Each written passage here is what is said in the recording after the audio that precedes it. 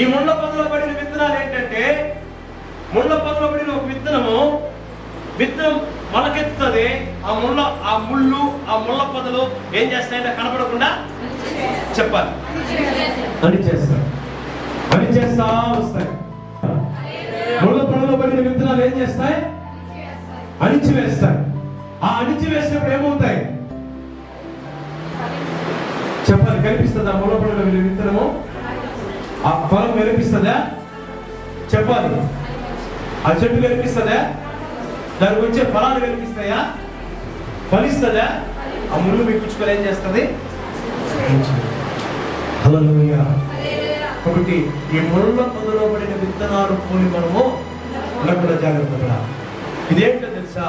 ప్రభుని నమ్ముకున్నావు, ప్రభులోకి వచ్చావు, ప్రభుని వెంబడిస్తున్నావు, అంతా బాగుంటుంది, కొన్ని రోజులు జరుగుతుంది, కొంచెం విశ్వాసం ద్వారా ముందుకు వస్తావు, అన్ని ప్రార్థన జీవితంలో కొనసాగుతూ ఉంటావు, భక్తిగా కొనసాగుతూ ఉంటావు. ఇప్పుడు ఒక అనుభవంలోనికి రావాల్సి వస్తుంది. ఏంటో తెలుసా? చిన్న చిన్న పరీక్షలు, చిన్న చిన్న ఇబ్బందులు, చిన్న చిన్న సమస్యలు ఎన్ని ఎదురైనప్పుడు ఈ అనుభవాన్ని ఏమంటారంటే ముళ్ళ పొదలో పడిన విత్తనం లాంటి అనుభవం. హల్లెలూయా, హల్లెలూయా.